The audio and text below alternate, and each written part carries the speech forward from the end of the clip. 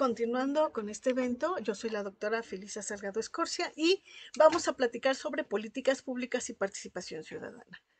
Bueno, primero que nada, hay que revisar un poquito los antecedentes de las políticas públicas. Y aquí encontramos por sus términos politic y policy. Politic se refiere a la acción pública ordinaria, ¿sí?, centrada en la competencia electoral y las dinámicas clásicas de la representación. Por su parte, la policy alude a la acción pública concreta, ¿no? Es el conjunto de actores y mecanismos que presiden la definición y la puesta en marcha de las políticas. Tenemos también el sentido de la polis como objeto de estudio en donde se conforman todas las fuerzas políticas y las instituciones gubernamentales y parlamentarias para analizar las políticas públicas y estudiar su aspecto programático de la acción gubernamental hacia acciones concretas. Un antecedente importante, bueno, la encontramos a principios del siglo XIX con Woodrow Wilson. No, recordemos que Woodrow Wilson fue el presidente de Estados Unidos y que en enero de 1918 presentó su plan de los 14 puntos para encaminar los acuerdos de paz entre la triple entente, Alemania, Austria y Hungría.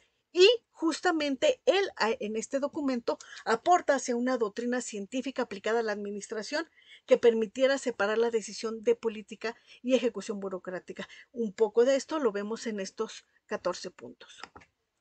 Otro antecedente importante está en la Segunda Guerra Mundial, en donde se buscaban, ¿sí?, y surgieron estudios para aplicar la racionalidad científico-técnica a la resolución de problemas gubernamentales. Y para esto se apoyaron del neoconductismo, ¿no?, que consistía en describir, probar leyes, conductas aplicables a todos los contextos. Otro antecedente importante, también dentro de la Segunda Guerra Mundial, fue el que se le llamara análisis de políticas. ¿Sí? Aquí adquirió el nombre de análisis de políticas y se le definió como toda esta actividad para mejorar las decisiones políticas mediante la incorporación de sistemas de teoría y método científico. Y aquí había tres componentes importantes. Uno, los principios que orientan, ¿sí?, que tienen que ver con la ideología y los argumentos que sustentan cada política.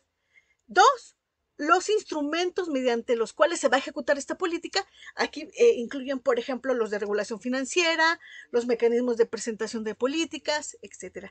Y los servicios o acciones principales en donde se van a llevar a cabo los acuerdos y los principios propuestos que van a guiar estas políticas públicas.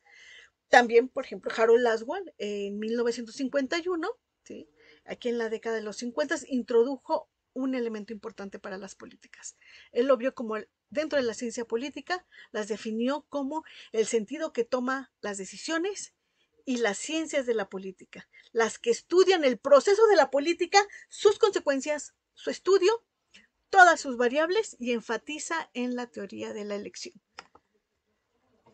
Asimismo, también Laswell acuñó el término de policy y lo vio como la orientación hacia las políticas públicas, y él dice que las políticas públicas se deben abordar en su proceso y en su ciclo, en sus dimensiones económicas, de costos, beneficios, toma de decisiones, procesos de gobierno.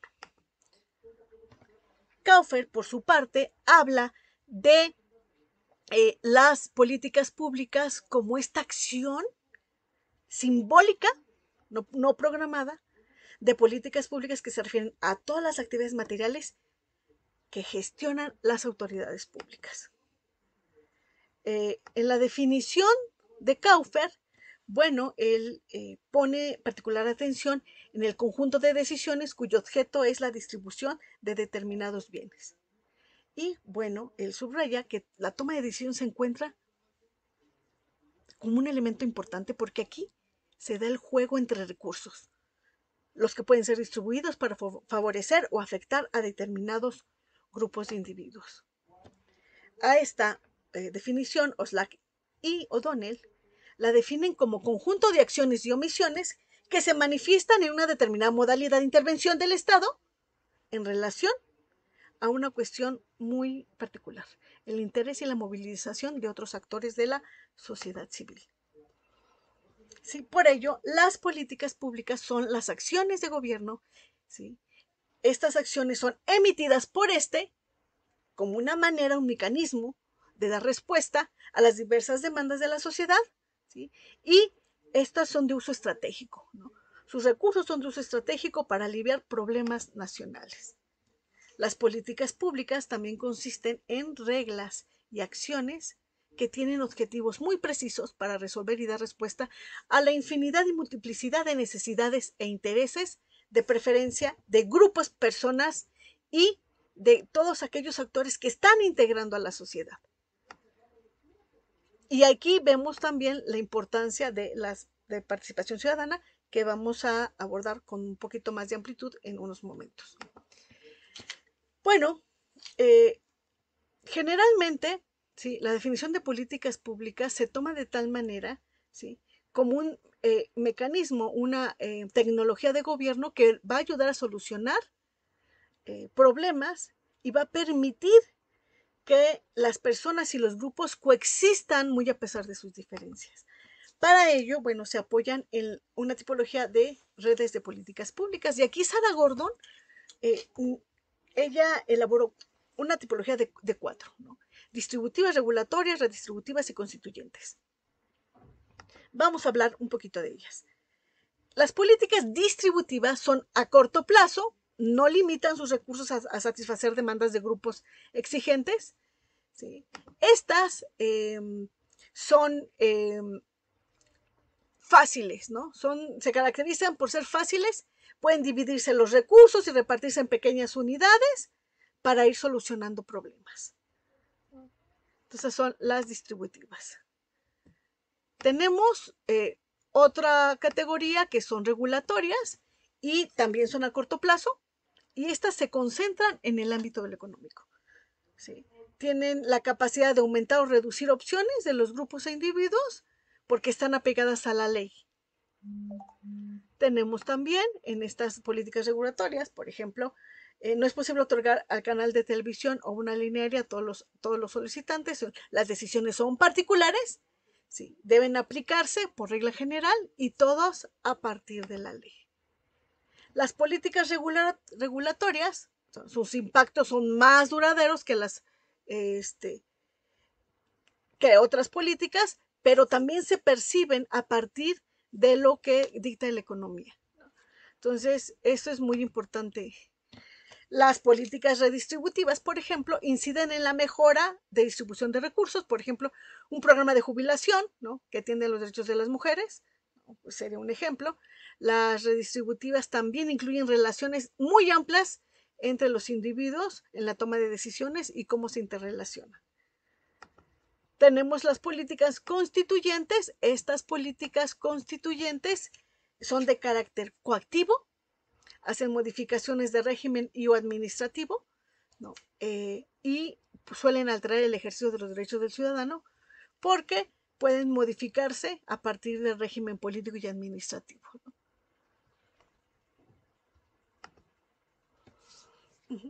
Por su parte, aquí es donde nosotros empezamos a ver la importancia que tienen las políticas públicas y la participación ciudadana. El diseño de las políticas públicas requiere que los ciudadanos participen conjuntamente con la administración de la política pública, la pronunciación de sus necesidades, la búsqueda del consenso y el diseño de la política. Esto lo señala Enrique Cabrero Mendoza, y también eso nos hace pensar que, bueno, si no hay participación ciudadana, la acción del gobierno está incompleta, ¿no?, ya que las aportaciones de los propios ciudadanos son quienes van a orientar hacia dónde van los cursos de acción del gobierno, hacia dónde se van a dirigir los recursos, hacia dónde van las políticas públicas encaminadas. Por ello, la vida pública, ¿sí?, es una esfera de acuerdos, controversias, cooperaciones, etcétera, y estas son una opción que favorecen a los gobiernos, ¿sí?, porque son la comunicación directa entre los ciudadanos. Cuando hay grupos de participación ciudadana que representan a los ciudadanos, se agiliza la comunicación, se hace fluida, productiva, y se toman mejores decisiones.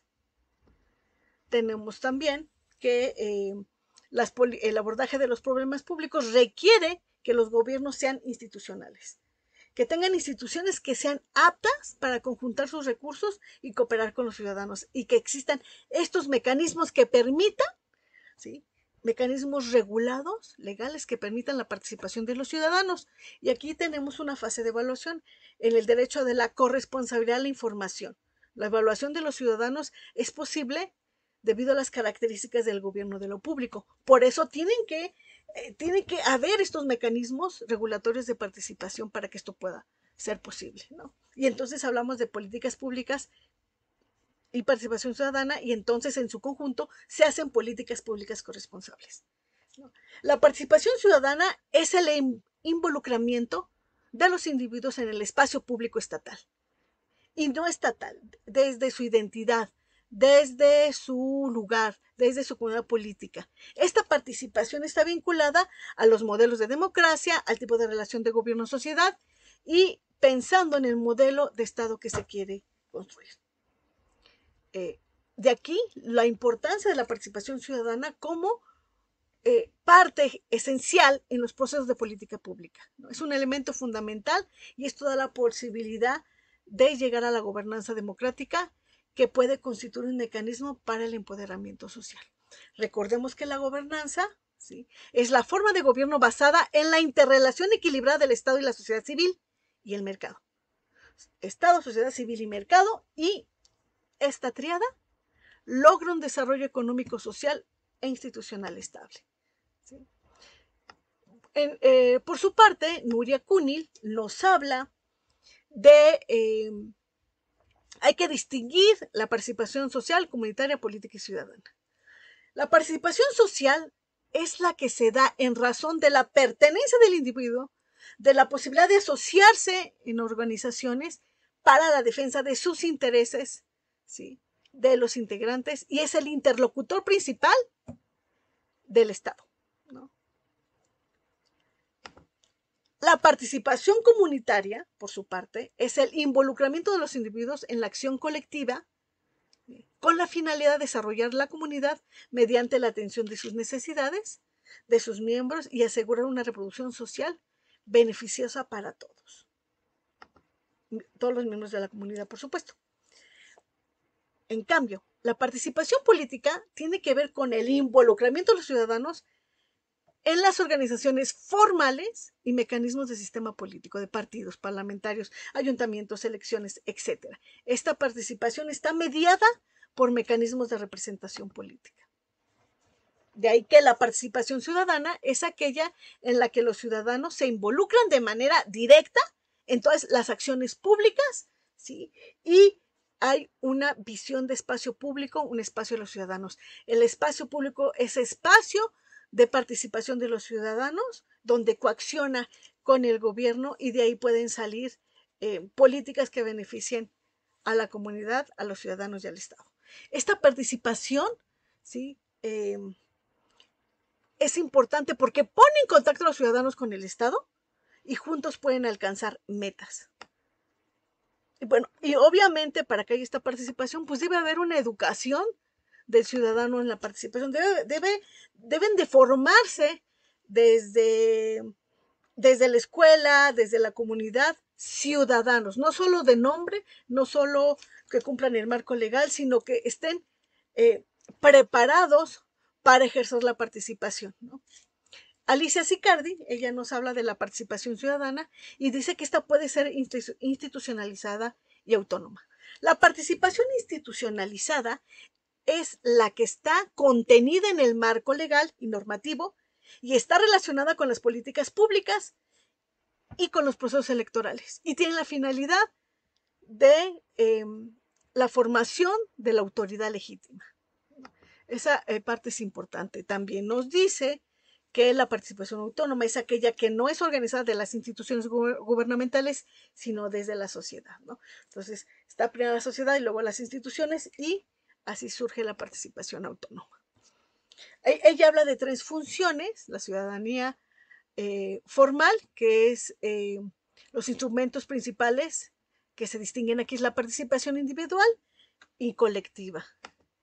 Los mecanismos individualizados, en donde está la consulta pública y el referéndum, y la orientación a las políticas y a la definición, y a la iniciativa ciudadana para promover reformas y marcos legales.